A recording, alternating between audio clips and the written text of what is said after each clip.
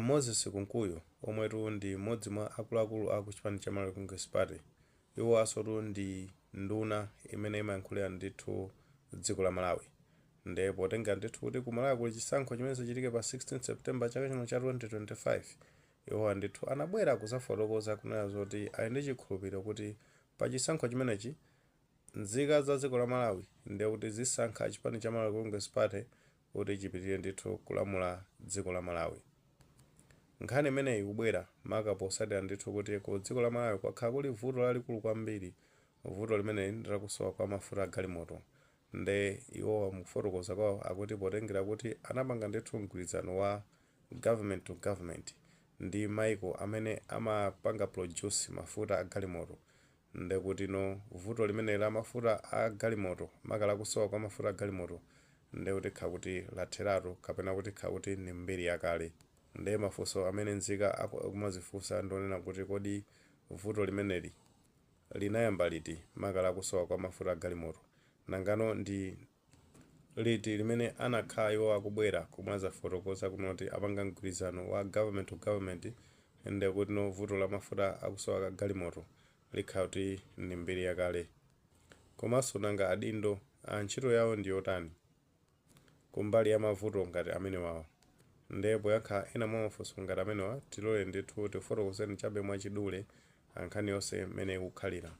Mmene takambiramo nkhani yokhuza ndi Moses Kunkuyu kuti iwo ndi amene amayankhulira ndithu boma la Malawi anabwera kuzafotokoza kunena zonena kuti iwo ndithu potengera ndi migwirizano imene apanga ndi maiko amene amapanga produce mafuta agalimoto ndi kuti vuto limene likhala ndithu latheratu. Komano ngakhale zimezi akhala akuyankhula kwa nthawi vuto limeneli lakhala ndithu likupitirira chifukwa pamene tikuyankhula pano zikuonesa zoti vuto limeneli ndithu lakhala likusausabe ku dziko limeneli la Malawi. Ndeno akafunsidwa iwo amabwera ndithu kuzafotokoza kunena zawo kuti akuti chifukwa cha kuvuta kwa forex pena mazakamba ndithu chifukwa cha akuti cha cyclone Freddy komanso ndi kuti chifukwa china chimazakhala chonena kuti akuti COVID-19 ndi nkhondo ya ku Russia ndi Ukraine ndi zimene zifukwa zina zimene zimapangisa zoti iwo ndithu azikhala akuvutika ndi mavuto ngati amene wawa.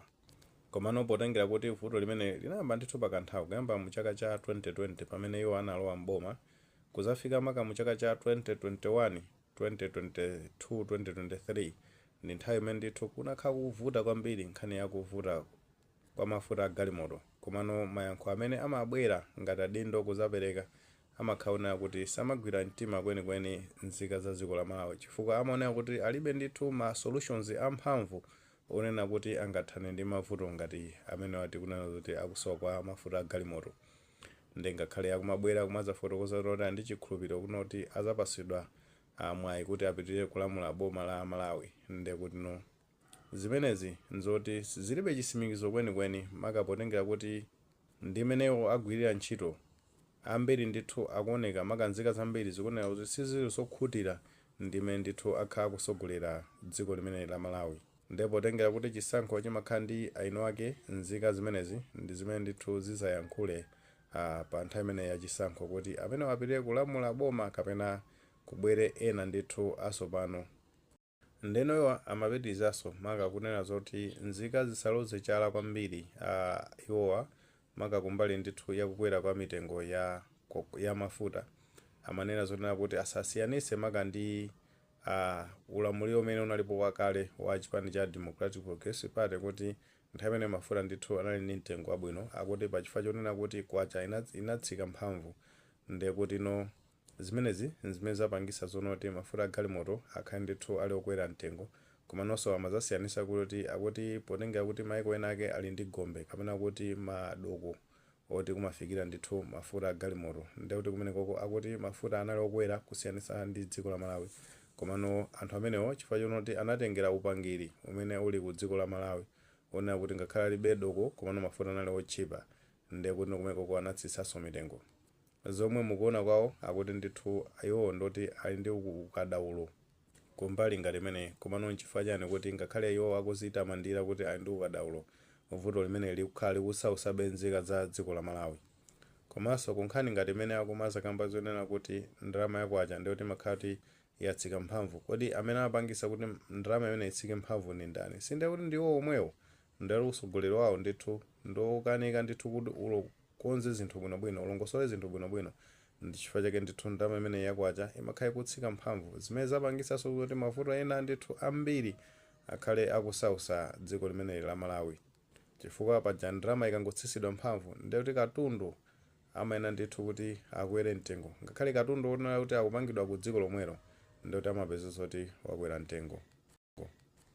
Kuthekatu muli ndi maganizo pa nkhani imeneyi pamene tikunazona kuti a Moses Kunkuyu omwe amayankhulira boma la Malawi, omwenso ndithu ndi mmodzi mwa akuluakulu aku chipani cha Malawi Congress Party, akuti ali ndi chikhulupiriro kuti pa chisankho chimene chitike pa 16 September chaka chino cha 2025 ku dziko la Malawi ndekuti nzika zikusankhanso ndithu chipani cha Malawi Congress Party kuti chipite kulamulira makapotengera kuti akuti athana ndi vuto limene linakhale kusausa dziko la Malawi lakusowa ndithu kwa mafuta agalimoto.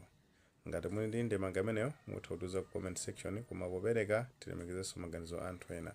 Musaiwale kupanga like video ine komanso panga subscribe channel chimene cha Fox Malawi News 18 ndicho ngati nkhani zambiri zikumachitika ndoti zitha kupezani mosavuta.